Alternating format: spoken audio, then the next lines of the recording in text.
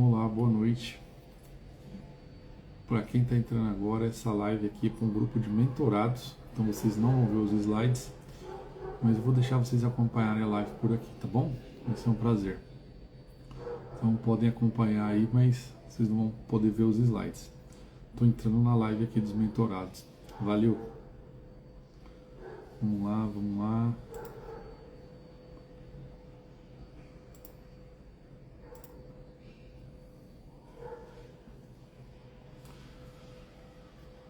Estou entrando aqui, esperando me aceitarem. Vocês podem acompanhar a live por aí.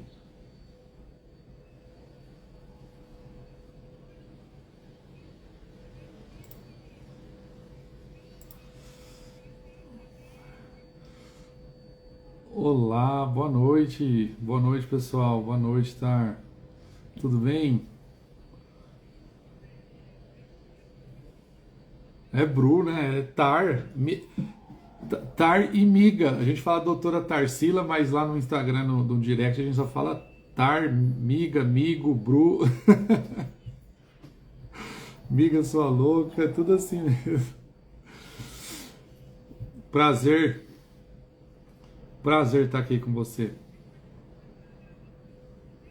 Claro, tranquilo.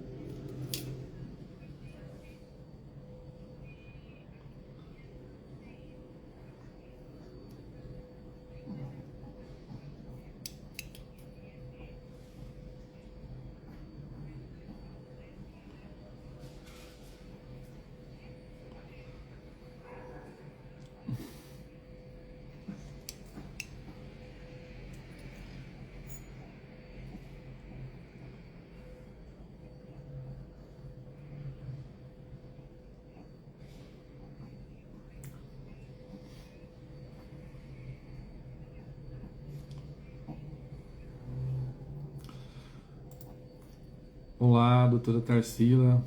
Muito obrigado pela apresentação, muito obrigado pelo convite.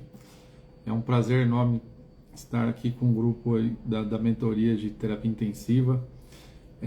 Falando de um tema que eu particularmente sou suspeito, né? Porque eu gosto bastante. Então, nesses próximos minutos aí, ou horas, nós vamos conversar um pouquinho sobre arritmias, né, na terapia intensiva. É algo que dá bastante dúvida, às vezes até em pessoas que estão ali já há bastante tempo, trabalhando há muito tempo, intensivistas experientes, cardiologistas experientes. Então é um tema bastante relevante que dá para tirar muitas dúvidas aí de vocês, tá? Então eu vou colocar minha apresentação aqui e a gente já começa. Deixa eu colocar aqui. Só vou pedir um feedback aí para vocês quando compartilhar.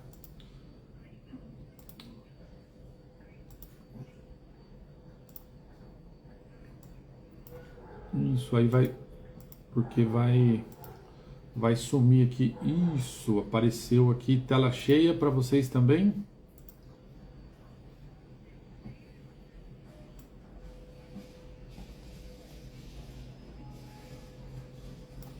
Eu tirei aqui do ladinho aqui, coloquei no lado.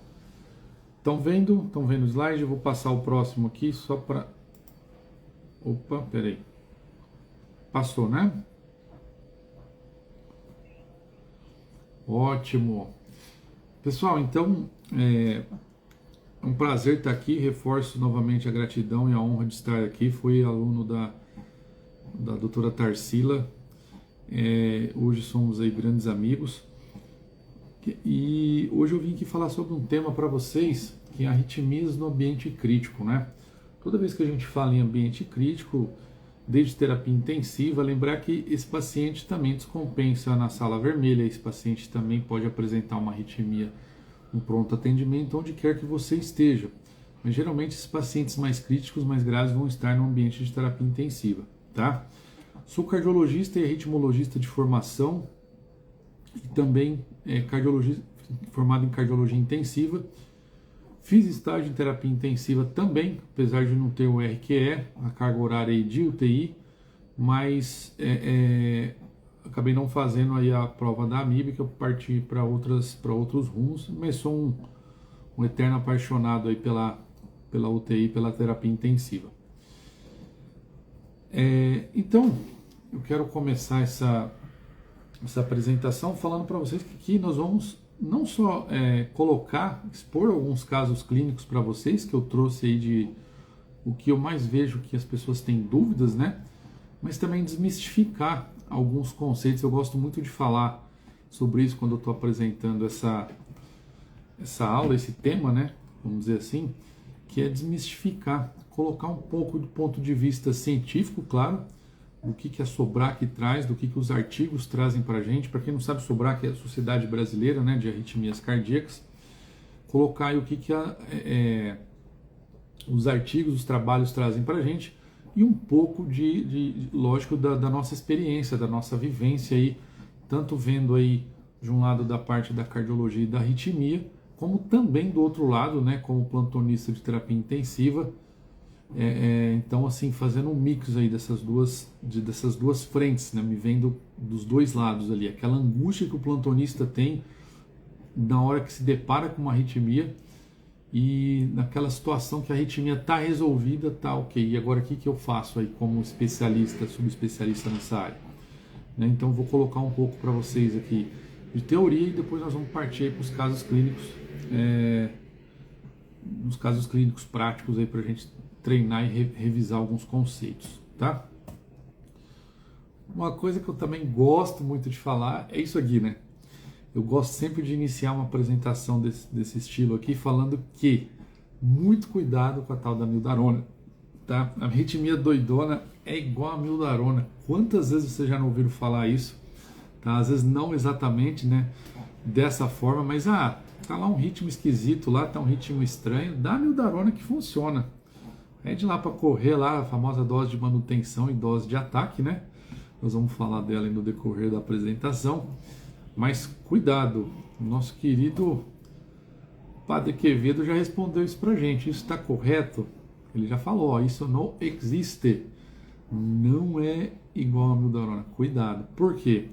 Porque um dos princípios que a gente tem que levar em consideração dentro da medicina no todo é o princípio da não maleficência, né? Então, se eu não vou ajudar aquele paciente, se eu não vou cuidar daquele paciente, fazer uma terapia que resolva aquela situação, pelo menos eu não vou causar um mal.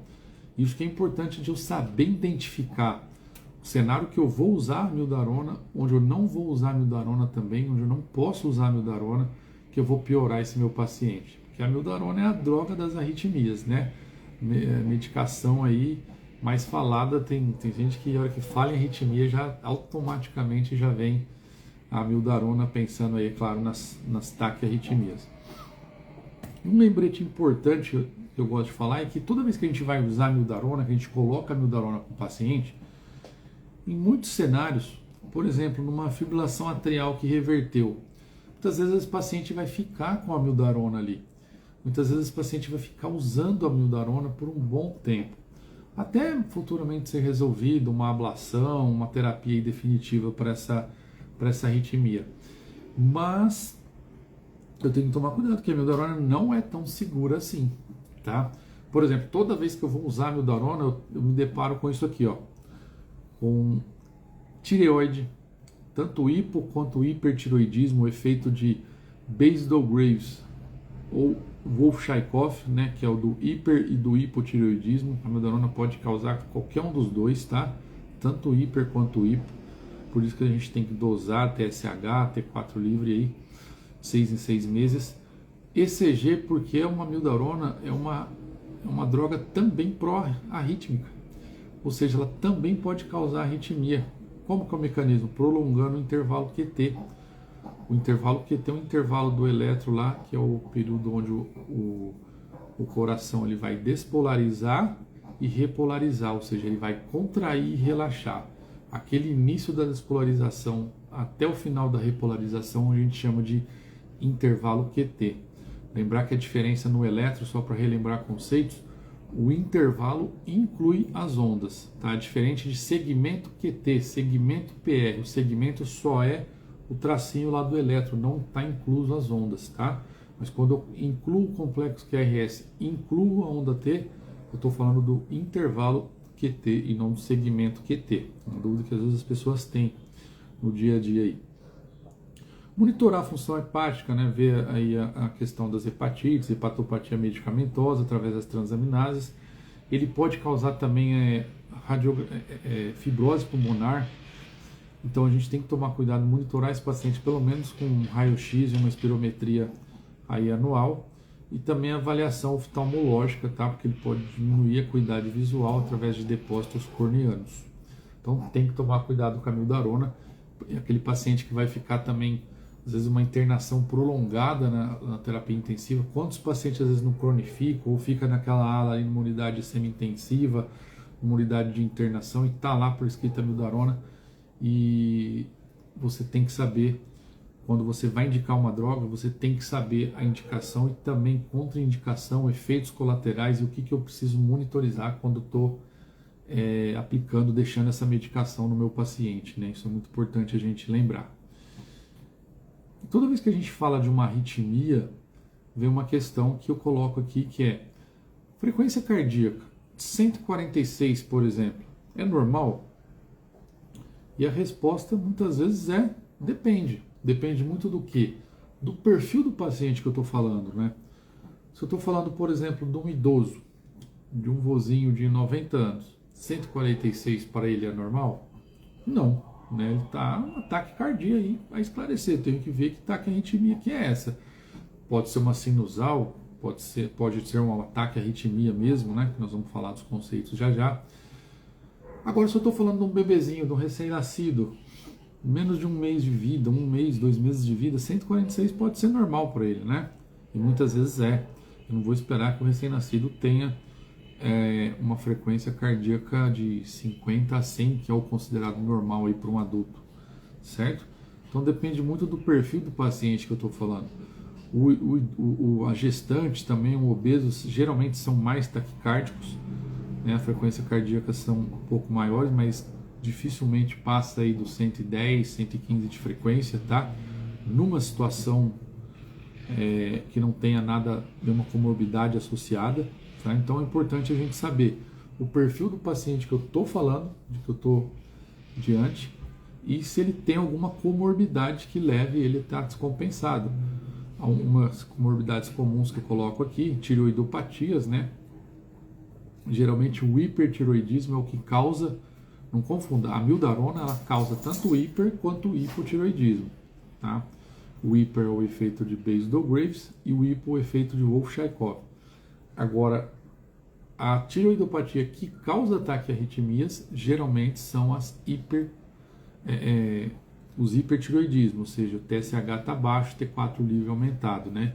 Por isso que a gente, é muito comum um arritmologista chegar lá na UTI, num paciente que está taquicárdico lá e não se sabe a causa, e pedir, quando muitas vezes o intensivista mesmo já não solicitou, né, o perfil da tireoide lá. Anemia, queda de HB é muito comum, as taquiarritmias compensatórias. Poxa, esse paciente está com 150 de frequência e só fica nisso, eu vou correr lá da amiodarona? Não, por que ele está taquicárdico? Por que a frequência cardíaca dele não abaixa? De repente ele está compensando alguma coisa. Febre, no caso também aqui, por exemplo, né, o paciente com 39,5 de temperatura, ele vai ficar mais taquicárdico, um mecanismo compensatório da taquicardia. Então, muitas vezes, se eu tentar controlar essa frequência, seja com amiodarona, seja com beta-bloqueador, às vezes eu estou sendo iatrogênico até. Eu estou inibindo aquele paciente de fazer a resposta compensatória dele. Tá? Então, eu tenho que ter esses cuidados. Ok? E toda vez que a gente vai abordar uma arritmia, tanto numa sala vermelha quanto na UTI, eu costumo falar, eu sou instrutor de ACLS também, lá no Dante Pazzanese, uma coisa que eu amo fazer, inclusive, eu sempre falo para as pessoas lá, que é uma dica que a própria American Heart dá para a gente, que é usar o MOV. Muitas vezes, que é o mnemônico MOV, né? Muitas vezes o paciente está ali na sua frente e você não sabe o que fazer. Poxa, ele está com um ataque, vamos protocolar, vamos usar um método, vamos usar um protocolo que vai resolver a minha situação, vai resolver a minha vida naquele momento. O arritmologista não vai estar ali o tempo todo para te ajudar. Então muitas vezes a gente tem que sair dessa situação, esses cenários críticos ali, resolver a emergência do paciente, resolver aquela descompensação, para depois eu ver com calma o que eu vou fazer. Então move M de monitor, né, O de oximetria, e ao contrário do que dizem alguns livros, cuidado com isso, tá?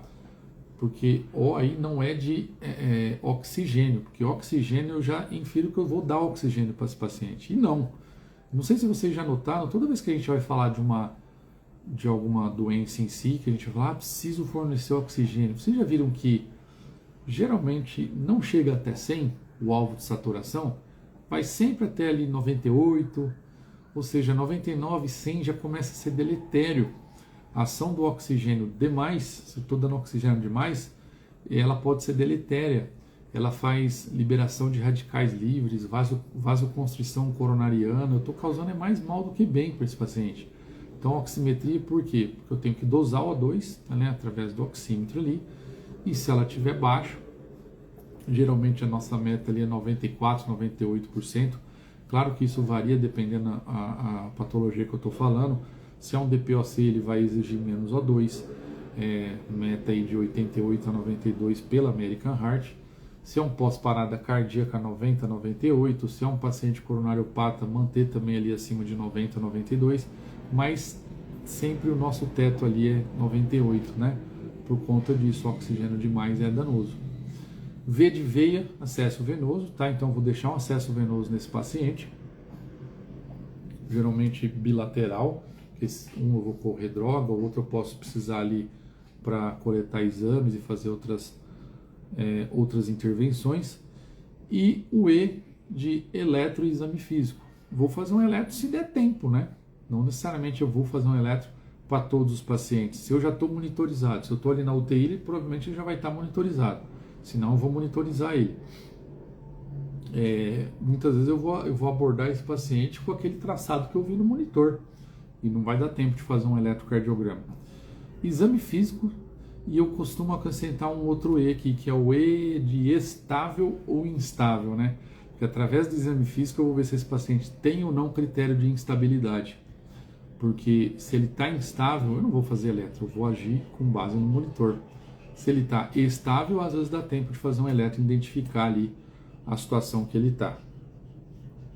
Essa é um resumo aí da diretriz da American Heart, tá? Que a gente ensina ali no ACLS. Inclusive, essa já está atualizada. O ACLS, para quem não sabe, ele mudou agora em outubro de 2025, teve atualização agora em outubro de 2025, então eu já estou trazendo para vocês aí a atualização, a diretriz já atualizada. Inclusive eu vou falar para vocês rapidamente aqui o que mudou, tá? O que eles acrescentaram. Então, fiz lá o MOV, identifiquei com o paciente com uma arritmia. Ele está lá taquicárdico ou está lá bradicárdico, independente. Vi lá que o paciente está com uma arritmia. Fiz o MOV, eu monitorizei oximetria, acesso venoso, E de eletro, exame físico e estável ou instável, que aí eu venho para a segunda parte aqui do fluxograma. Essa tela aqui, eu recomendo vocês tirarem foto ou tirarem um print, tá? E guardarem com vocês, porque esse slide aqui, se for para gravar um slide da aula, grava esse. tá? Que isso aqui vai tirar de muita situação fria aí no dia a dia. E se for postar no Instagram, por favor, me marque lá, @drbruno.finotti. Posso sim. Posso disponibilizar sim.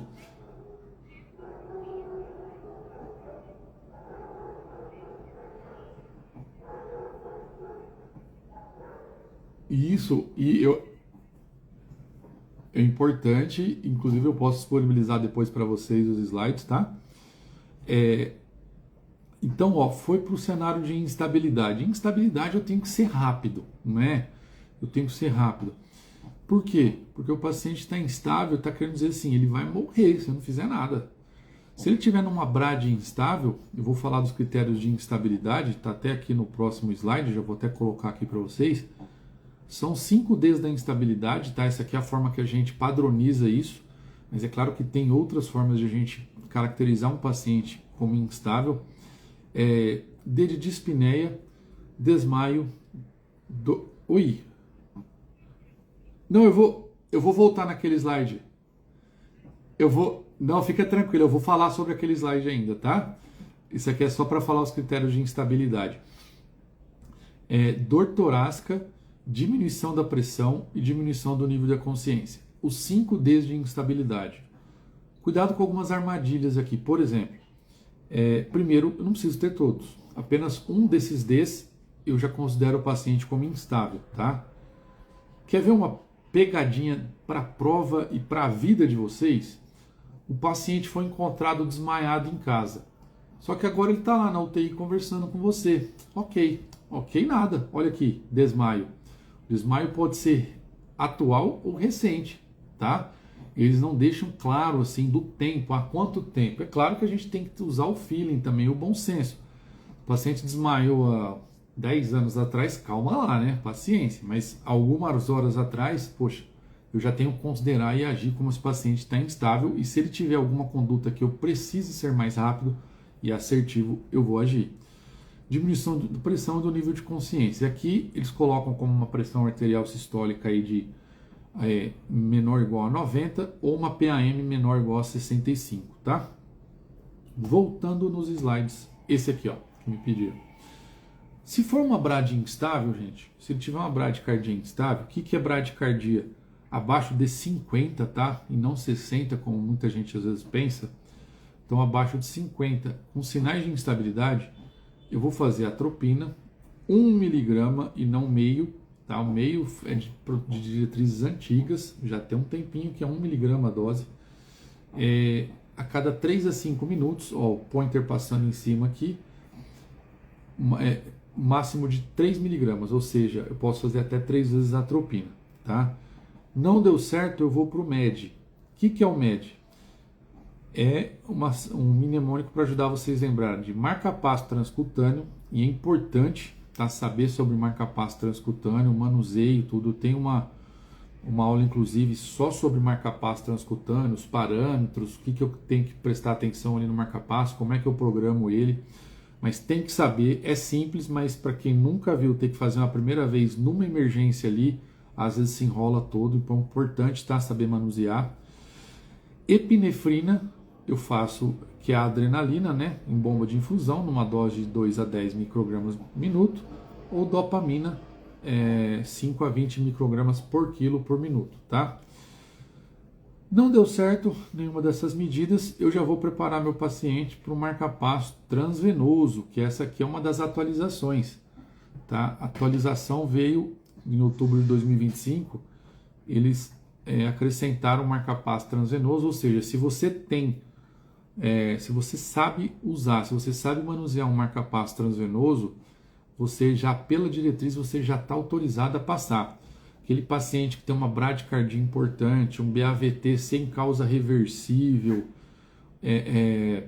um bloqueio ali com escape de QRS muito largo, que geralmente não responde bem à atropina, escape muito baixo, você já pode ir preparando para passar o marca-passo transvenoso. Mas essas medidas acima aqui eu posso ir fazendo para eu já ganhar um pouquinho de frequência, tentar ganhar um pouco de frequência e, consequentemente, um pouquinho de débito para esse paciente até o resolver o caso dele, né? Muitas vezes até um marca-passo definitivo.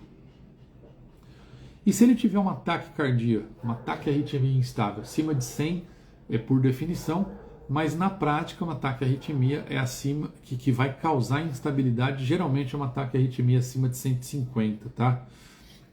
Uma frequência de 150 é o que vai instabilizar. Aí eu falo que você vai levar o paciente para Osasco.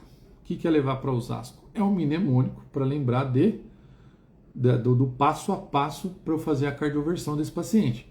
Esse paciente está lá acordado, mas está instável. Você não vai chegar lá com as pás do desfibrilador, dar um choque no peito dele sem falar nada com ele, né? Então, primeiro, eu vou orientar o paciente. Seu fulano, lá nós temos o seu fibrilino. É um paciente que, se eles errarem a conduta, vai fibrilar. Então, fibrilino. Seu fulano, seu fibrilino, seu João, o coração do senhor está muito acelerado, a gente vai ter que dar um choquinho no coração do senhor, mas fica tranquilo, por quê? Porque eu vou fazer uma sedoanalgesia, tá? Olha aqui a sedação, sedoanalgesia. Eu vou fazer uma sedoanalgesia porque ele não sente dor. Se cair o drive respiratório dele, eu vou ter que ambusar, que aí já é o A do Osasco. Eu vou ambusar se necessário. Se ele estiver saturando bem ali, respirando bem, eu posso manter ele às vezes com um catéterzinho de O2, só pelo amor de Deus, cuidado e tira a fonte de oxigênio desse paciente quando você for dar o choque, tá? Porque basta uma faísquinha sair ali, né? Se eu entrar em contato com o oxigênio, aí a caca tá feita, né? Vai explodir o paciente ali e todo o ambiente. Então, muito cuidado com isso. Vou sincronizar o choque, tá? O que é sincronizar o choque? Eu vou apertar um botãozinho lá no desfibrilador, que é o do sync, e aí que é para evitar o fenômeno de R sobre T. Se o choque cai em cima do período refratário, que é a onda T do eletrocardiograma, o que vai acontecer? O choque vai pegar o coração descansado, e aí descansando, né? Vamos colocar assim. E a hora que o coração está, entre aspas, descansando, ele não quer energia elétrica ali, ele quer repolarizar, ele quer descansar. Então, se eu jogo uma onda ali, o que pode acontecer? R sobre T, uma arritmia ventricular, uma fibrilação ventricular. E você transforma um ataque arritmia instável num ritmo de parada, por exemplo, tá? Então, tem que tomar muito cuidado com isso. Aí você vai cardioverter e observar. Cardioversão elétrica, observar. A carga que varia, tá? De 100 pode ser até 200 joules. Só para lembrar vocês que a diretriz de fibrilação atrial atualizou, tanto a fibrilação atrial quanto o flutter atrial agora também, a carga é de 200 joules, tá? Antes o flutter era 50 joules, né? Isso aí pegou muita gente de surpresa. A ideia basicamente é melhor um chocão já resolutivo do que vários choquinhos ali que não vai resolver a situação do paciente, tá? Então, você pode usar de 100 até 200 joules. Observar por quê? Observar porque deixar as pás ali, se esse paciente evoluir bem, ok. Se ele fibrilar na hora que você deu o choque, você já está com as pás em cima do paciente, do tórax dele, basta ali aplicar a desfibrilação 200 joules, aí não precisa sincronizar, né? A gente costuma falar assim que a gente cardioverte os vivos, que é quem tem pulso, quem está com só instável, e desfibrila os mortos, que é desfibrilar quem está com uma parada, né? Uma FV ou uma TV sem pulso, né? E se ele estiver estável? Eu tenho tempo, tranquilo, calma lá, também não é bem assim. O paciente estável com uma frequência de 200, 250, ele vai instabilizar a qualquer momento se você não fizer nada, né? Então, essa estabilidade, ela é passageira se você não for rápido e assertivo também.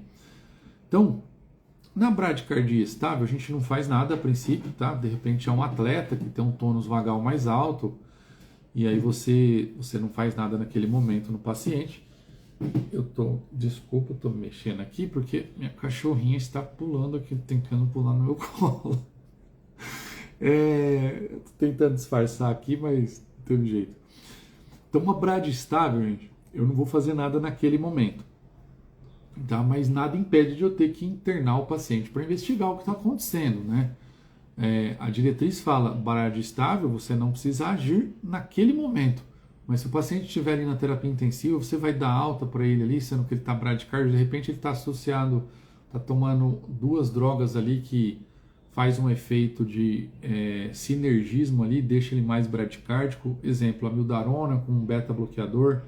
De repente está impregnado com beta-bloqueador. Quantos vozinhos você já não viram internado ali na terapia intensiva com uma polifarmácia, tomando vários medicamentos, e um cardio passou atenolol, o outro não viu, passou metoprolol, o vozinho não sabia que tinha que parar um e está lá impregnado com metoprolol, com beta-bloqueador, né? Aí às vezes a gente tem que fazer até glucagon ali para reverter o efeito ali do beta-bloqueador, sabe? Então tenha um pouquinho de cuidado com esse paciente, tá? Taquicardias, as taquiarritmias aqui.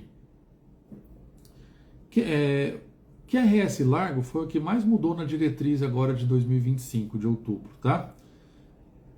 Então, o QRS largo.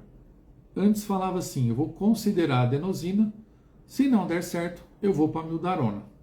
150 miligramas, né? Eu diluo um sorinho glicosado ali, 100, 250 ml, EV em 10 minutos, por diretriz ela fala isso, mas na vida real, na vida prática, gente, a amiodarona, ela tem um diluente, geralmente a nossa amiodarona ela é importada, ela vem lá dos Estados Unidos, ele tem um diluente lá que é muito hipotensor, tá? Então se fizer a amiodarona muito rápido, você pode causar uma hipotensão grave nesse paciente, aí você transforma um paciente estável num paciente instável, né? Então muito cuidado com a amiodarona, se ele está estável, você vai fazer aquela dose de ataque ali, eu falo para meus residentes, geralmente ali 30, 40 minutos, tá? American Heart coloca 10 minutos, isso eu coloquei aqui para vocês saberem. Mas lembrar que nunca faz rápido demais a amiodarona, muito menos em bolos, pelo amor de Deus. Aí pronto, aí caca tá feita. Em bolos a amiodarona é só na parada, tá bom? E aí a diretriz trouxe o quê? A manobra de valsalva modificada. O MVM aqui é de manobra de valsalva modificada. Por quê? Antes, só se fazia a manobra de valsalva modificada na taquiarritmia de QRS estreito regular, que era a famosa TAC supra, né? TAC supra. Então você fazia a manobra de valsalva modificada, não deu certo, você ia para adenosina 6mg, não reverteu com 6, vai para 12. A diretriz americana para aqui nos 12. A diretriz europeia colocava ainda uma terceira dose de adenosina. Eu não recomendo fazer essa terceira dose, tá? Não só por ministrar o curso que é americano, né, instrutor da CLS, mas porque se não funcionou com segunda dose, gente, de adenosina, você vai dar só efeito colateral para o paciente, não vai estar o efeito benéfico dele, tá? Se não funcionou, das duas, uma. Ou você fez o diagnóstico errado, não era um ataque supra, tá? Às vezes um ataque atrial ali, que dificilmente reverte ali com adenosina. Ou você não fez corretamente, porque a adenosina é uma droga que tem que ser feita em flush, em bolos, tá? Nada de diluição de adenosina. Eu já vi gente mandando diluir adenosina em 5 ml. Ah, põe 5 ml aí de sorina. Não, tem que ser pura e em bolos. Fez em bolos ela, faz um flush de 20 ml de soro fisiológico depois da adenosina, não junto com ela, não junto na mesma seringa, e depois ainda eleva um membro para cima, tá? Se tiver com acesso central lá na UTI, muitas vezes já está com acesso central, jugular ou subclávio, você pode fazer metade da dose, tá? Ao invés de 6 e 12, você pode fazer 3 e 6, tá? Se tiver com acesso central aqui em cima, não femoral. Aqui o central mesmo, você no jugular, na subclávia, você faz meia dose. E voltando lá para o QRS largo, agora você pode fazer também uma manobra de valsalva modificada no QRS largo. Antigamente não se indicava isso pela diretriz, ou seja, um ataque ventricular lá, que é a mais comum, né? 70% a 80% das taquiarritmias de QRS largo são taquicardias ventriculares, a famosa TV. Você podia já fazer a manobra de valsalva modificada ali nela. Agora, antes não podia. Não funcionou. Você pode ou fazer a adenosina, tá vendo que está aqui, ou já partir direto para a amiodarona. Fez a amiodarona, não resolveu, Aqui está em vermelho, o que eu coloquei em vermelho é o que atualizou na diretriz. Aí você parte para uma cardioversão elétrica, tá? Para casos refratários. Ué, mas eu já fazia cardioversão elétrica para pacientes que eram refratários ao medicamento. Tudo bem, você fazia sem o respaldo da diretriz americana. Agora a gente tem o respaldo da diretriz americana que eu fiz porque está na diretriz também. E não foi da minha cabeça. Ah, se não estiver respondendo, eu vou lá e faço que resolve. Agora você tem o respaldo. Tá? Então, isso foi o que mudou na diretriz aí da American Heart em outubro de 2025. Certo? E se for um QRS estreito irregular, é a FA. Pode ser FA, pode ser um flutter de condução AV variável, pode ser um ataque atrial multifocal. Por isso que a gente não coloca aqui FA de cara. FA é a mais comum, claro, a fibrilação atrial. Mas pode ser várias outras arritmias também, tá? Mas aqui, no cenário de estabilidade, gente, beta-bloqueador EV, a gente pode usar aí o Seloken, por exemplo, que é o metoprolol EV, ou bloqueador do canal de cálcio, que está cada vez mais em falta aí, para pacientes que não podem usar beta-bloqueadores, que é o Verapamil ou o diltiazem, tá? Então você pode usar. Um paciente está lá em broncoespasmo grave, ou um paciente que tem alguma outra contraindicação, uma doença arterial periférica, tem alguma outra contraindicação a beta-bloqueador, você pode usar bloqueador do canal de cálcio. Então, assim, eu perdi um pouquinho mais de tempo nesse protocolo aqui. Na verdade, não perdi, a gente acaba ganhando, né? Porque isso aqui é o cerne é a base da abordagem das arritmias na emergência, na terapia intensiva, no paciente crítico, tá? Eu ouvi um barulhinho, não sei se alguém levantou a mão. Alguém quer fazer alguma pergunta? É que eu não estou vendo vocês, tá? Pode falar. Não, imagina, pode falar.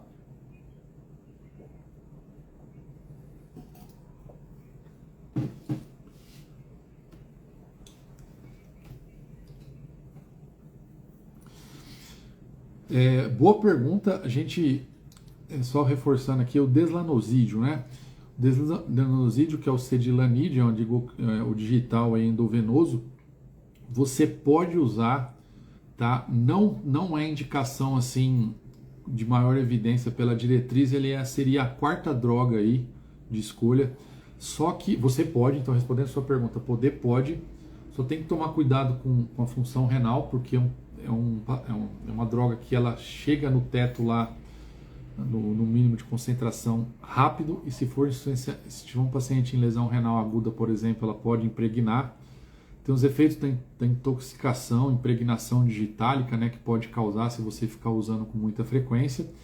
E a maior indicação do deslanosídeo é um paciente que tem uma fibrilação atrial com disfunção ventricular esquerda, tá? Então eu posso usar, sim, mas não é o mais indicado, tá? Ela pode fazer ela é uma droga que ela faz muita bradicardia, ela impregna com muita facilidade, principalmente insuficiência renal, então não é a escolha, mas eu posso, tá? Por exemplo, não tenho beta-bloqueador, aliás, não posso usar beta-bloqueador. O paciente no meu serviço não tem bloqueador do canal de cálcio. Posso usar o bloqueador, o deslanosídeo? Pode, se ele não tiver nenhuma contraindicação. Para aquele paciente em si, vou sempre individualizar. Quer ver uma outra que aqui a gente não está dando o curso do ACLS, então o ACLS a gente não comenta muito isso, mas algo que funciona legal aqui também, uma dica prática para vocês, é o magnésio, tá? Não sei se vocês têm experiência aí com magnésio. O magnésio, ele é um estabilizador de membrana miocárdica, tá? Principalmente aquele paciente que está ali na UTI, que está oscilando muito frequência, uma hora ele está batendo 40, outra hora está dando 180. Poxa, o que está acontecendo? Para que lado que ele vai? Será que ele está fazendo uma síndrome braditáquia ou taquibrade? E esse perfil de pacientes eu posso ali usar magnésio. Uma dose aí de 1 a 2 ampolas de magnésio a 10%, diluído em 100 ml de soro, para correr em 30 a 40 minutos também. O magnésio, ele é estabilizador miocárdico, ele ajuda na FA e em arritmias ventriculares também, tá? Então, o sulfato de magnésio a gente também pode usar. Tem paciente que às vezes está oscilando tanto frequência cardíaca, a primeira coisa que a gente descarta é monitorite, né? Será que esse monitor que não está louco, será que ele está com essa frequência mesmo? Vai lá, dá uma auscultada, vê o caso do paciente, vê se é isso mesmo. Se for, eu deixo às vezes até de manutenção lá o Magnem B6 ou o Pidomag B3 lá, duas cápsulas ao dia. Geralmente funciona bem para esse paciente que está oscilando frequência cardíaca. Tá bom?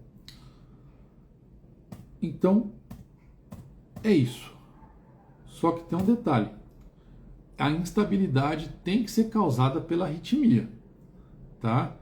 Então, assim, cuidado, porque o paciente pode estar instável, chocado por outra coisa, e aí você não vai fazer nada na arritmia, não vai agir na arritmia em si. E geralmente, lembra que eu comentei no início? Geralmente as arritmias que causam instabilidade são maiores que a frequência cardíaca maior que 150. Dificilmente uma frequência cardíaca abaixo disso vai instabilizar. Pode, até pode. Exemplo prático. Dificilmente uma FA com a frequência de 130, 140 vai instabilizar um paciente. Gente, quando vocês virem um paciente com fibrilação atrial, que ele está muito chocado, está muito ruim, está muito instável, cara, não é FA que está chocando ele, na grande maioria das vezes. Eu te falo tendo a experiência dos dois lados, tanto da terapia intensiva quanto na área da arritmia e da cardio. Dificilmente, às vezes é um eletrólito que passou batido ali, às vezes o paciente está hipovolêmico, eu preciso repor volume para ele, às vezes ele é um choque séptico, ele piorou da infecção, eu preciso escalonar antibiótico, dar mais volume, fazer o protocolo de sepsis para ele. Cuidado, tá? Porque muitas vezes eu vejo gente querendo fazer a mildarona, cardioverter. Você não cardioverte choque séptico, você não cardioverte distúrbio de eletrolítico. Então, cuidado, às vezes eu tenho que tratar a causa da instabilização ali, não a FA em si. Então, cuidado para não querer tratar só números, que às vezes você vai estar tratando a ansiedade de quem está ali vendo esse paciente taquicárdico, e pro paciente mesmo você não vai estar fazendo nada. Então, cuidado com esse detalhe. Tá? E aí eu selecionei, deixa eu ver como é que tá meu tempo aqui. Botar qualquer coisa, se passar do tempo aí, você puxa minha orelha aí. Mas, gente, eu selecionei alguns casos clínicos aqui para a gente discutir, de cenários aí que a gente acaba vendo bastante na UTI. E também aquele caso que, quando aparece, se você nunca viu, agora vocês vão ver, vocês que estão aqui. Tá vendo o diferencial de estar fazendo aí a mentoria da doutora Tarsila? Muita gente que não viu isso, o caso que eu vou colocar aqui, quando vê pela primeira vez, vai se dar mal. Vai se dar mal porque eu vou te falar o que eles vão fazer, vocês vão concordar comigo ainda, e vocês vão ver como que o paciente evoluiria. Por isso que é importante estar se atualizando, estar fazendo cursos e mentorias como essa de alto nível aí que vocês estão fazendo, tá? Esse é o diferencial que vocês vão ter, que muita gente, infelizmente, não tem essa bagagem que vocês estão adquirindo aí. Vamos lá, então, começar com casos clínicos. O caso 1. Eu acho que eu tenho 4 ou 5 casos aqui. Mas se vocês tiverem dúvidas aí, pode levantar a mão ou me chamar aqui, porque eu não estou vendo vocês, tá? Eu só escuto vocês, mas não vejo. FPE, 44 anos, feminino, deu entrada aí na sala vermelha por palpitações, na sala vermelha ou na UTI, tá? Deu entrada aí para vocês. Palpitações de forte intensidade, associado a sudorese fria, que iniciou há 2 horas. Tem antecedente de obesidade, histórico familiar de arritmia. Todo mundo fala que tem arritmia, né? Quando tem, mas nunca fala qual que é, né? Vocês já perceberam? Eu já fiz ablação de uma arritmia. O que era? Era uma FA, uma extrasístole, uma ataque supra? Ninguém sabe. Era uma arritmia aí, não sei. Por isso que os meus pacientes que passam comigo no consultório ou por via telemedicina, ele vai saber o nome da arritmia que ele tem. É importante, isso aí nos ajuda, nos direciona numa hora dessa. Frequência cardíaca do nosso paciente estava 152, no ritmo irregular, tá? Demais aí, exame físico sem sinais de alarme. E aí, vocês traçaram um eletro.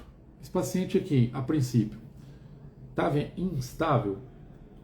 Se vocês pararem para pensar, ó, ele não tinha nenhum D lá da instabilidade. Ah, mas ele estava com sudorese. Tá, sudorese é um dos critérios que vai te levar a pensar em instabilidade. Sudorese fria, diminuição do débito urinário, pele está lá pegajosa, lá tá grudenta, né? Então tem vários sinais, está lá sonolento, tal. Mas aquele que você vai cravar que o paciente está instável, a princípio ele não tinha, né? E lembrar, 280 de frequência cardíaca também não é instabilidade, tá? Eu já vi às vezes residente, aluno meu falando assim, ah, não está instável, por que está instável? Tá, frequência 280, não, frequência cardíaca não fala nada sobre a ex ou instabilidade do paciente, e sim a consequência dela, a repercussão dela. Por isso que eu falo para vocês, não olhem números apenas, e sim o paciente, o quadro clínico dele. Aí vocês fizeram um eletro, no princípio ele estava estável, né? Alguém quer se arriscar, falar, ou já viu esse eletro em algum lugar, dar um diagnóstico?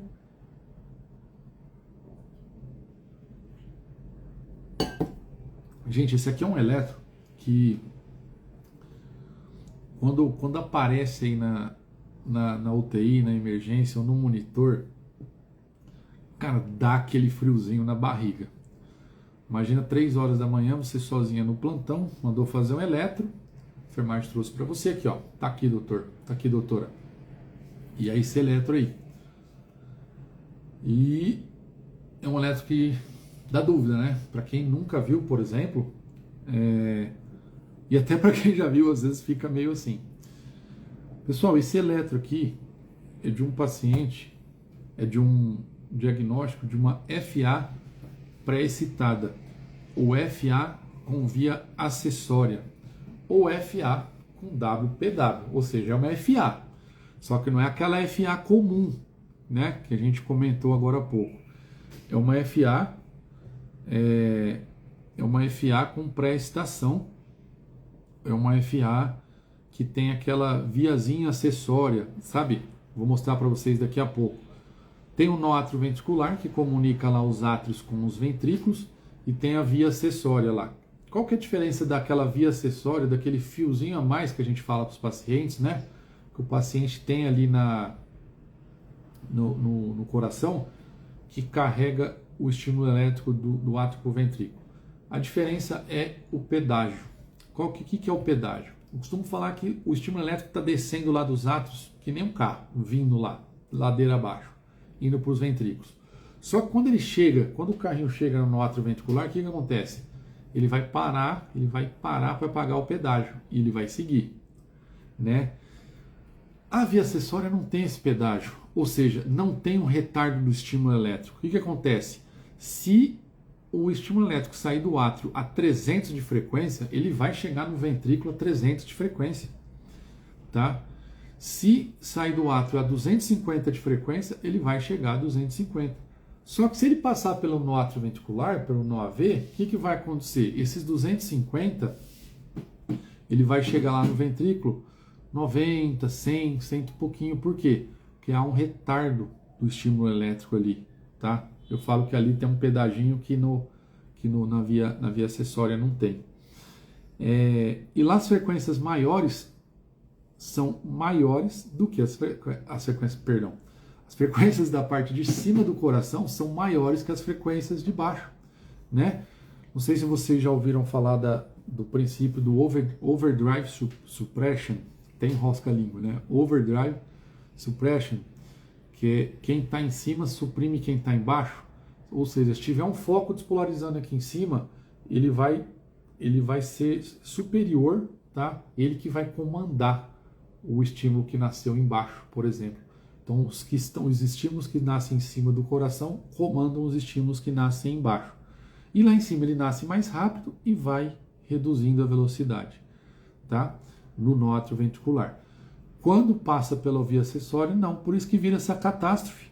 Se a frequência sai a 200 e pouco lá 250 lá, 200 que seja lá do átrio, vai passar para o ventrículo 200 e pouco. Essa frequência que saiu lá. Por exemplo, aqui, ó. Acompanhe o meu ponto que está travando um pouco aqui, não sei se vocês estão conseguindo ver. Ó, a frequência cardíaca aqui, ó. Tá vendo que tem aqui embaixo, ó, do D2 longo. Tá vendo que tem o QRS mais alargado, um mais estreito, um com uma frequência, um com uma distância maior, outro com distâncias menores. Tá vendo que tá irregular? Quando tá irregular, você já suspeita que tem uma arritmia irregular. QRS de vários tamanhos e várias morfologias, tá? É porque um tá tendo o estímulo, tá descendo pelo nó AV, outro tá descendo pela via acessória. Os que descem pela via acessória, eles ficam mais largos porque eles estão passando célula a célula. E quando o estímulo acontece célula a célula fora do sistema de condução normal, a passagem é demorada. Vamos ilustrar isso aqui para ficar mais fácil? Olha aqui, ó.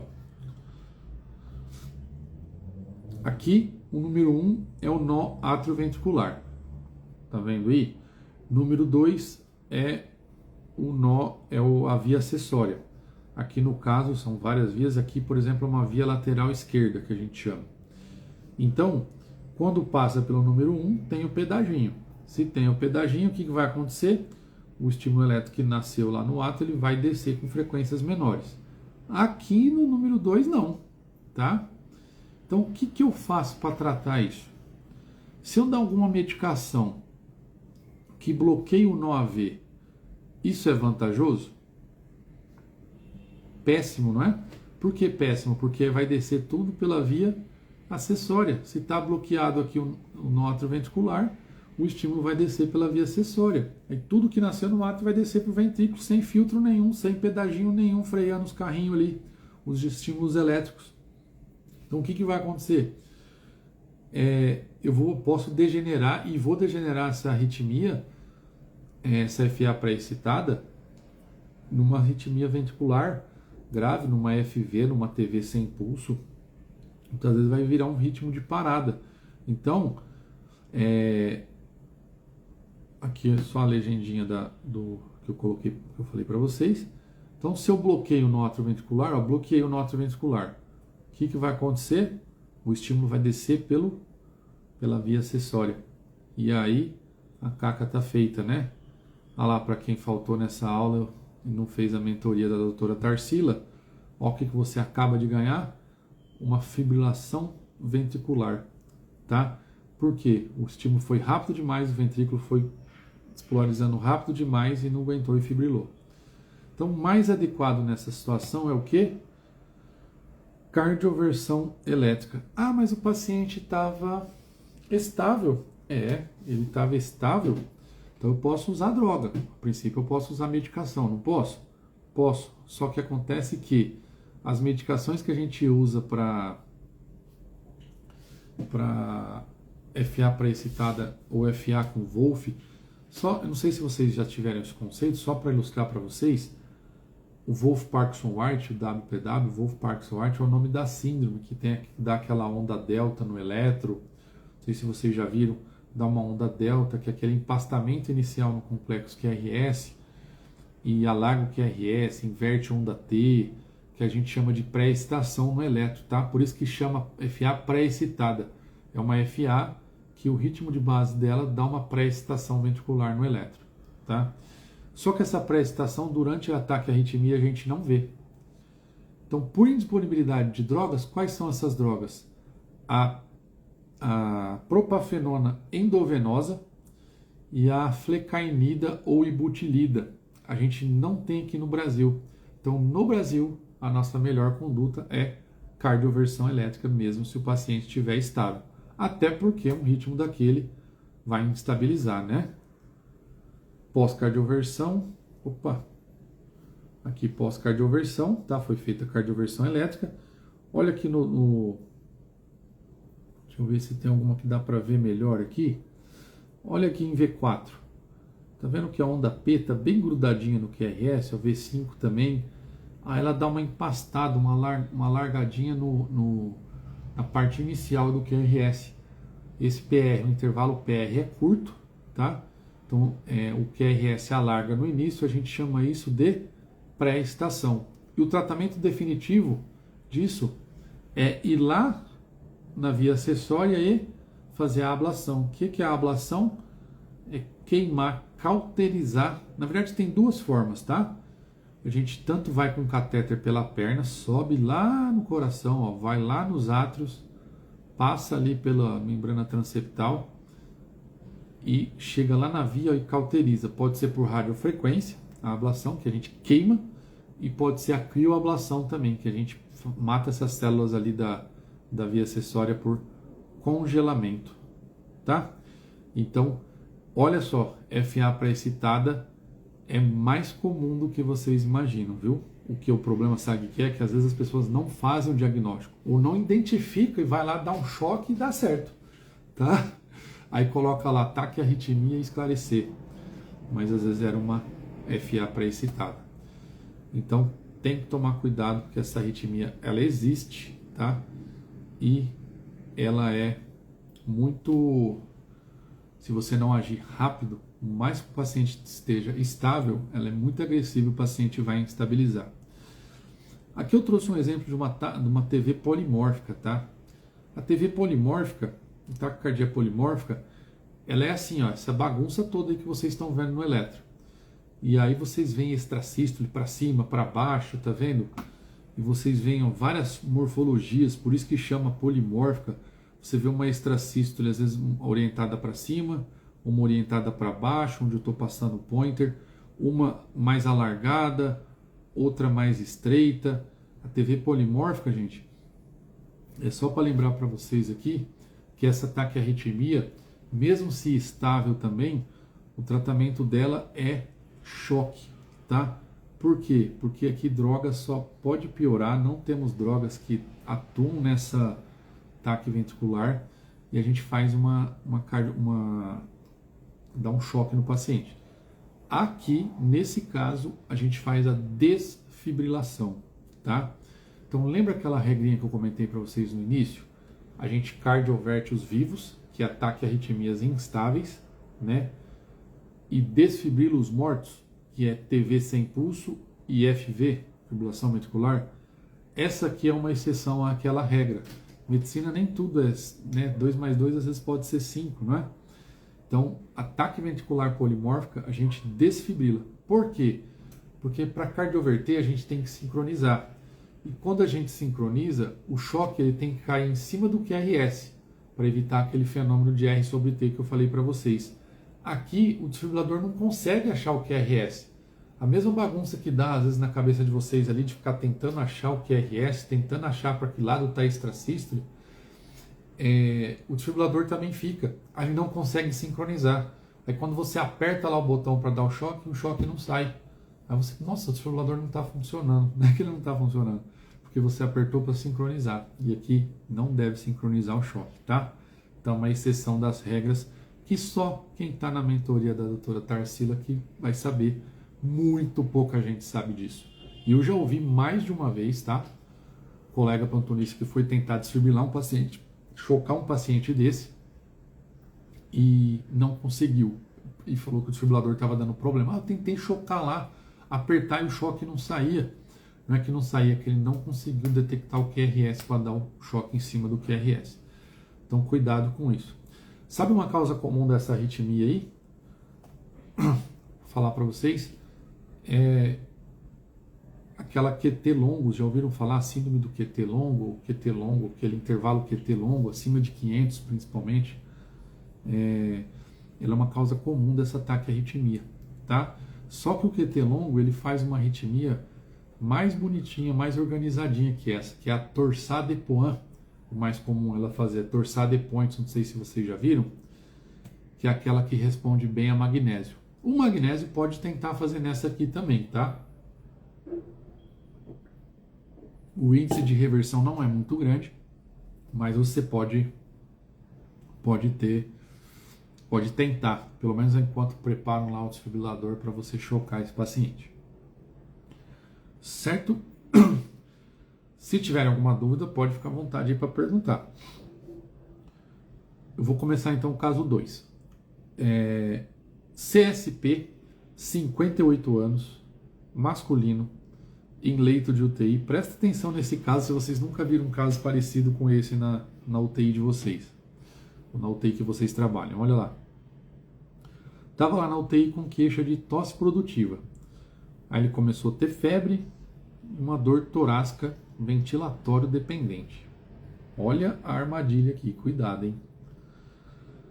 Antecedente de arritmia, como todo mundo fala, né? Ninguém vai falar qual arritmia que é, vamos falar arritmia. Cabe a nós tentarmos identificar depois. Estava em regular estado geral. Temperatura 39,8, estava bem febril, né? Frequência cardíaca 134. Opa! Vamos lá. Pressão 85/44. Olha só. Então estava hipotenso, uma dor torácica e ventilatório dependente, bulhas rítmicas hipofonéticas. Foi feito o eletro do nosso paciente. O eletro é esse aí. Então, ó, tem onda P precedendo o QRS, tá? Então, onda P precedendo o QRS. Um ataque cardíaco, aqui no caso sinusal, não é? Eu vou dar uma dica para vocês anotarem aí, para quem está assistindo e vendo aqui o slide, que é importante para vocês diferenciarem. Muitas vezes eu vejo o pessoal com dúvida na UTI, o que é um ataque atrial, o que é um ataque sinusal, porque as duas vão ter onda P, né? Então eu vou dar duas dicas práticas para vocês. A dica é, primeiro, ataque atrial, a morfologia da onda P é diferente da morfologia da onda P sinusal. Ou seja, ela está saindo de algum lugar dos átrios, mas não do nosso sinusal. Então, se eu tenho um eletro já prévio desse paciente, ou se eu vejo se eu já sou habituado a ver aquela ondinha P bonitinha, sinusal lá, né, positivo em D1, D2, D3, AVF, D1, AVF, negativo em AVR, e plus minus ali, positivo e negativo em V1, eu já estou habituado a ver, eu vejo que a morfologia durante o ataque à arritmia está parecida com aquela, muitas vezes confunde as duas, fala mais a favor de ataque sinusal. Se tiver lá onda P positiva em AVR, totalmente negativa em V1, negativa na parede inferior, D2, D3, AVF, pô, tá diferente. Desculpa, gente, eu tô meio rouco hoje. Muita aula isso aqui, muito tempo falando. Às vezes a voz dá uma falhada. Mas se tá com a onda P diferente da sinusal, daquela morfologia bonitinha que vocês conhecem, aí fala mais a favor de ser atrial. Aí eu chamo de ataque atrial, tá? Mesmo assim, gerou dúvida. Tô com dúvida ainda. Não sei o que pode estar acontecendo. Tem a dica das frequências. Se é uma frequência muito alta, por exemplo, dificilmente um ataque sinusal passa de 150 de frequência. 150, 160 de frequência. Ah, tá lá com onda P, mas tá lá com 200 de frequência e você viu lá que tem onda P. Grande maioria das vezes é um ataque atrial, tá? Então você vê pela morfologia da onda P, tá? Então fica essas dicas de ouro para vocês. Pela onda P e pela frequência muito alta, que ataque atrial vai ser muito maior do que a sinusal, tá? Então fica esse macete aí arritmológico para vocês. Então aqui, ó, onda P de morfologia bonitinha, positiva, aqui em D1 e AVF, negativo em AVR, e plus minus, ó, positivo e negativo em V1. É o típico, é a definição de onda P sinusal, né? Precedida de QRS, então ataque sinusal. Conduta, vamos voltar lá. Ó, paciente hipotenso. Dor torácica. Estava com tosse produtiva e febre. Dor torácica ventilatório dependente. Ele tinha critérios de instabilidade? Pelo menos 2, né? Aí você foi lá e paf, chocou.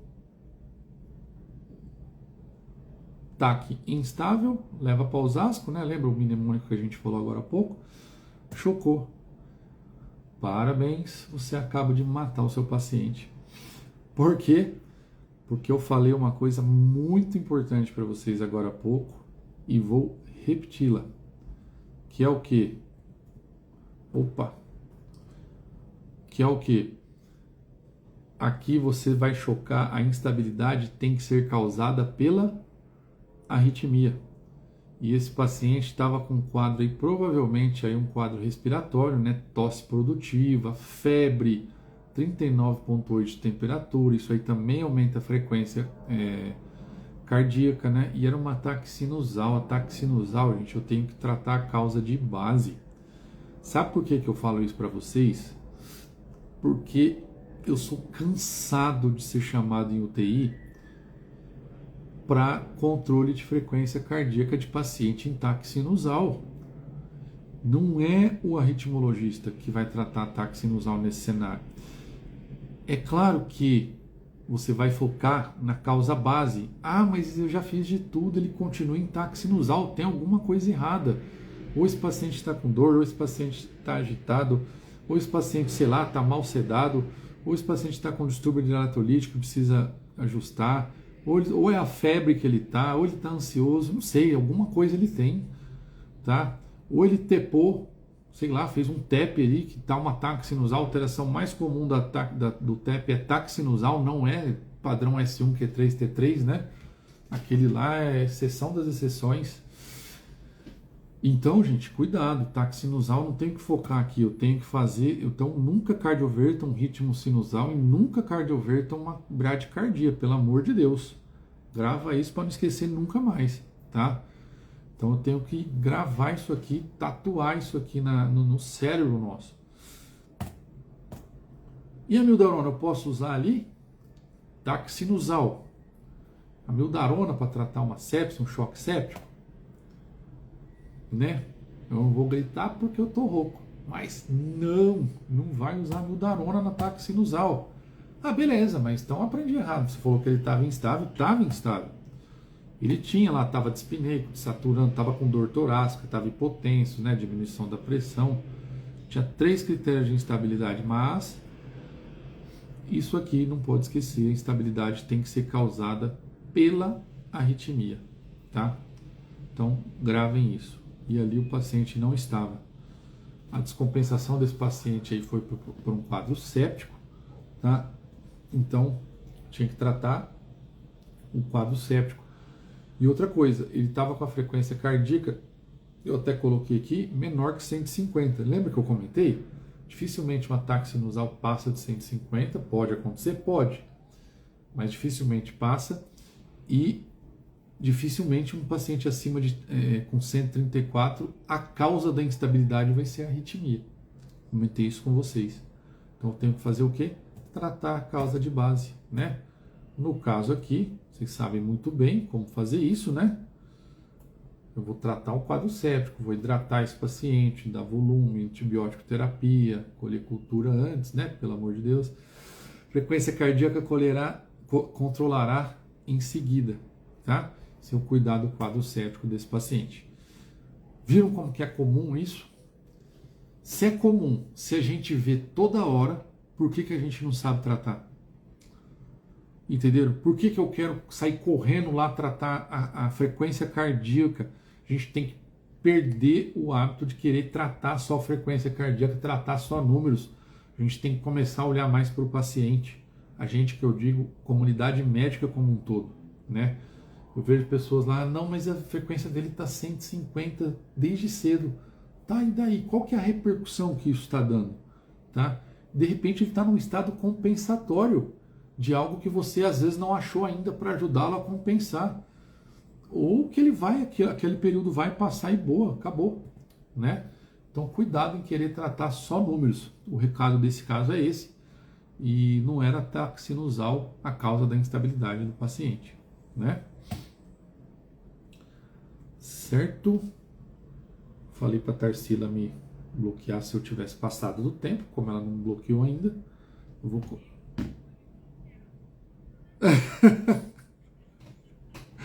Ó,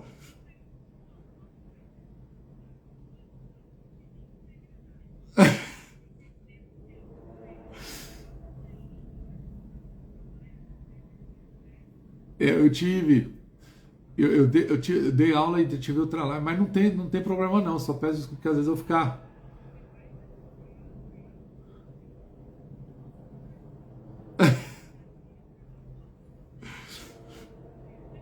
Não, agradeço, não, é a voz só, tô bem, graças a Deus, só a questão é a voz, só que às vezes dá umas falhadas, sabe? Ó, então, vamos fazer mais um caso. Opa, deixa eu colocar aqui. Vamos fazer esse caso 3 então, a gente encerra. Que é um caso também. É bom que às vezes a gente pode fazer até uma parte 2 dessa aula aí, tem vários exemplos práticos, a gente discutiu bastante de brad, taque e arritmias. Ó, vamos fazer esse caso então 3 para encerrar. Vou até tomar um golinho de água, pelo cuidado que a Tarsila está tendo comigo, ó.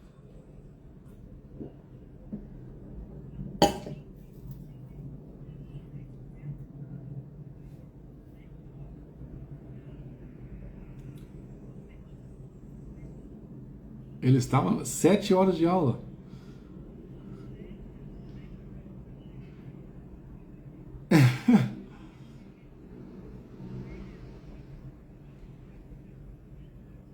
Nossa. E é bom eu.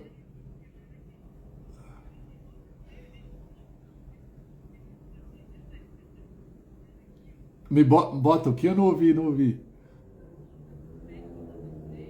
Ah! Ah!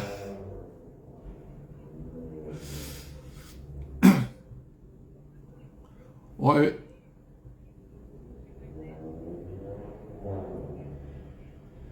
Entendo. É um prazer, é um prazer. E inclusive eu fico feliz se o pessoal tá tudo aí, porque tá interessante, né? Mas ó, a gente faz sim outras, não só desse tema, tá? Acho que deu para abordar bastante de arritmias aí, mas tem vários casos aí que dá pra gente comentar, colocar com vocês aí, vai ser um prazer. Mas pessoal, só para terminar, depois na hora que eu terminar esse caso, então eu abro espaço se alguém tiver alguma dúvida, quiser tirar alguma dúvida, alguma colocação, pode ficar à vontade, tá? E antes, caso postem a aula no Instagram, por favor, me marquem lá, @drbruno.pinotti, hein? Não vão esquecer. Caso 3, então, o CTQ, 22 anos, tá? Olha lá, ó, quem achou que só interna vozinho na UTI, jamais, né? A gente tem visto cada vez mais pacientes, cada vez mais jovens internando. E nas coronariopatias, na cardiologia, está cada vez mais comum isso. CTQ, 22 anos, masculino, internado na UTI, teve um quadro de fraqueza progressiva há alguns dias, tonturas e 2 síncopes. Olha só, 2 síncopes, hein? Após episódios de palpitações.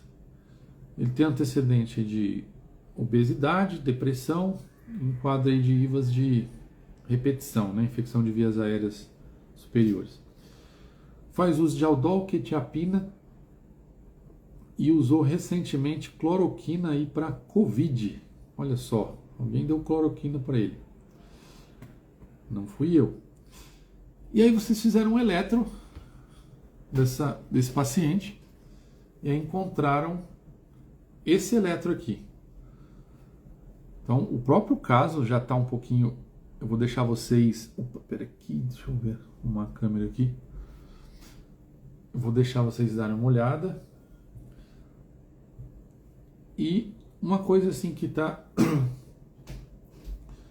que chama mais atenção, vamos dizer assim, nesse eletro, é aquele intervalo que eu falei para vocês lá, lembra?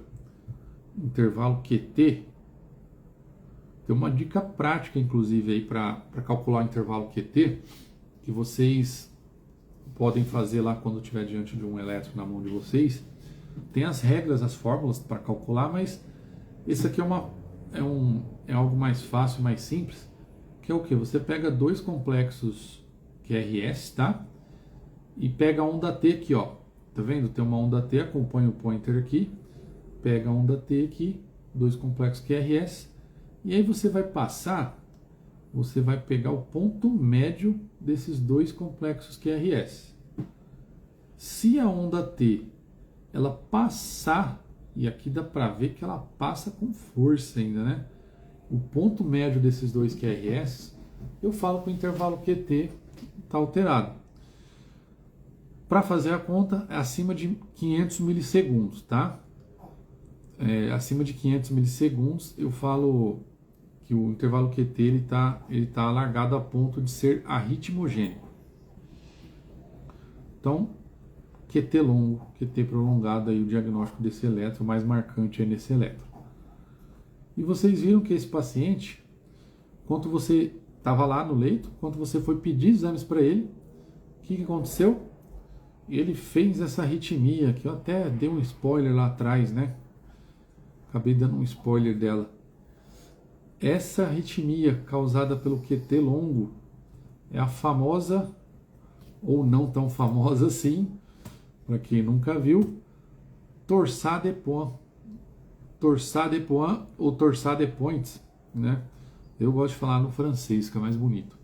Torsade de pointes, olha só que legal.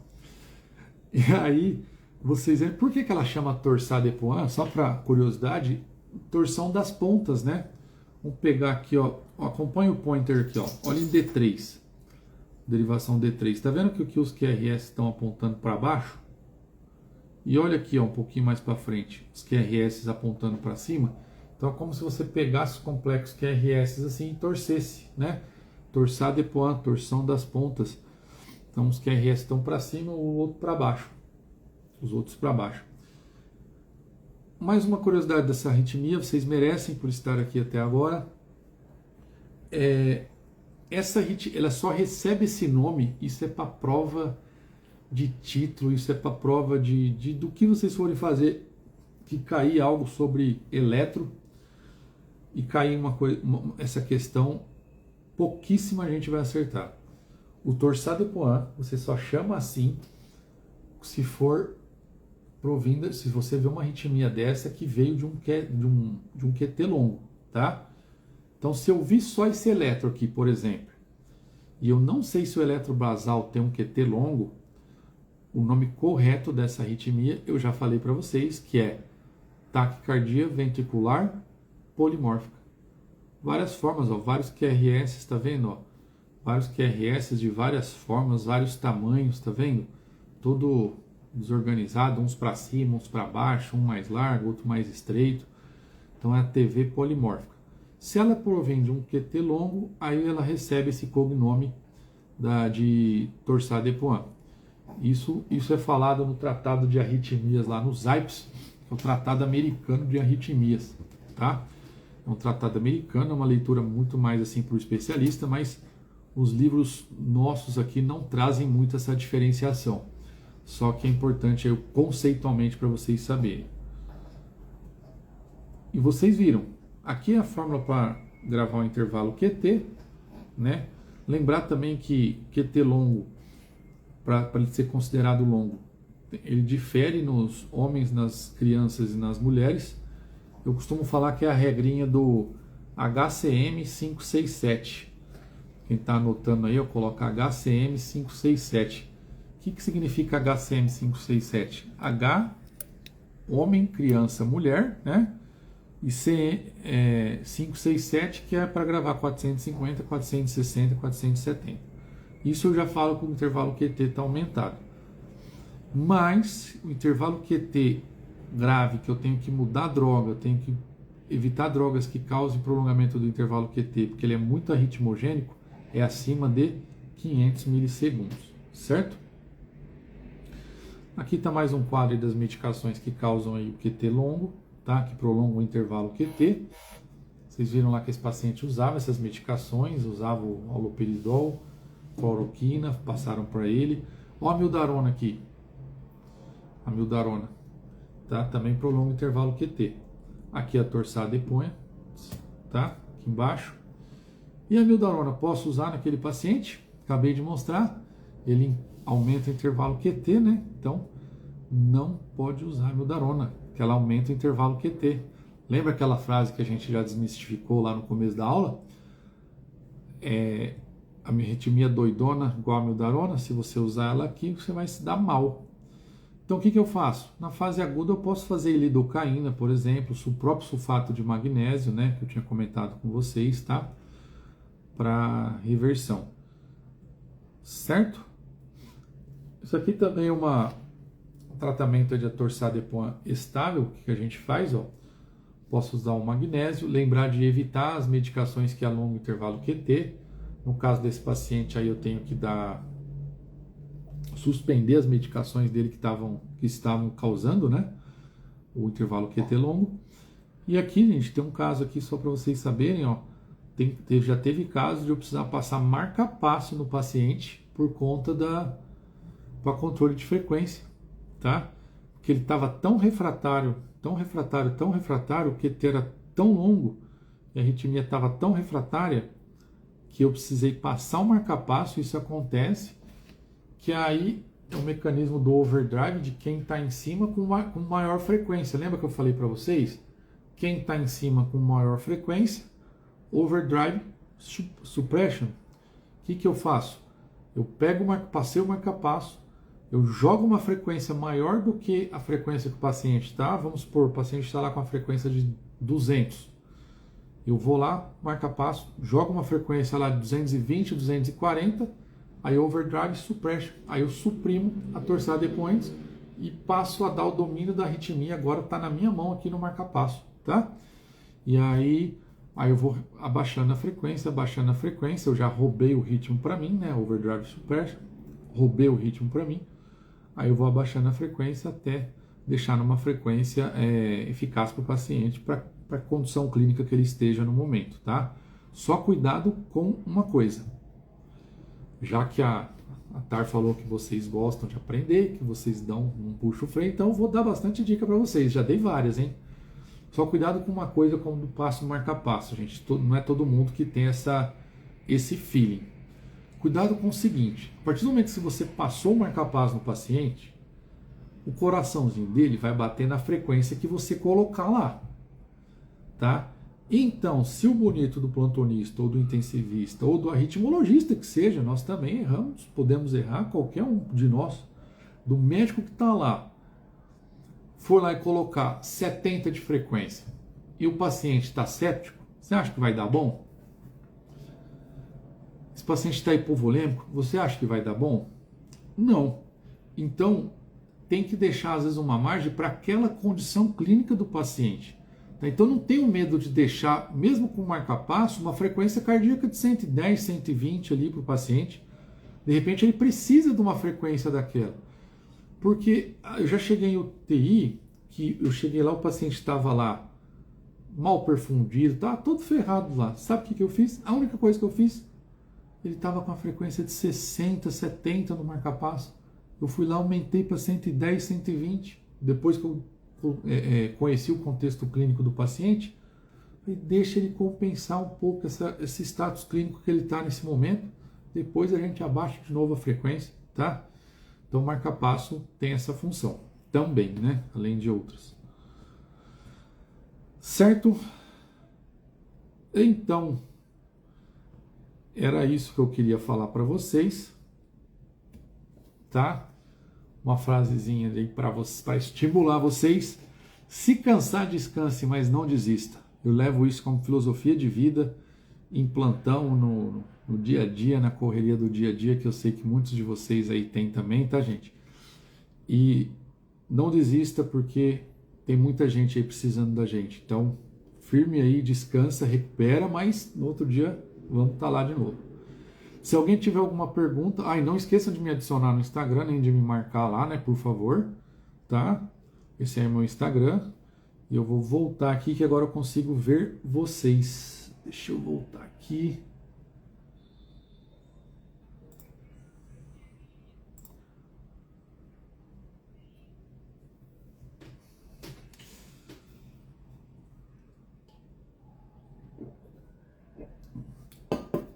Imagina, tá? Eu que agradeço aí. Mandaram aqui. Mandaram no chat aí também alguma pergunta que eu não vi. Ó, e a Michele levantou a mão também, Michele.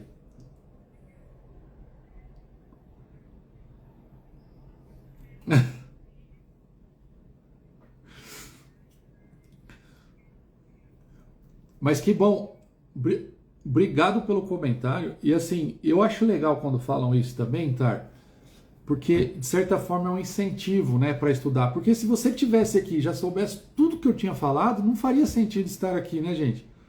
Então, eu gosto, por exemplo, quando eu estou numa imersão, quando eu estou numa mentoria, quando eu estou em um lugar, eu falo, meu, que legal, aprendi coisa nova, vi coisas diferentes, né? Porque senão não faria sentido eu estar lá. Então, a mentoria, os cursos que vocês fazem é justamente para isso, para trazer coisa nova, para trazer conhecimento novo e para estimulá-los a estudar, a ler, porque conhecimento, gente, não acaba nunca. O que eu estou falando agora está saindo trabalho aqui, ó. Se achar, acabou de sair um trabalho novo, às vezes falando até o que eu estou falando aqui, coisas saiu coisa nova. Então a gente é sempre assim, vivendo e aprendendo. Obrigado pelo comentário.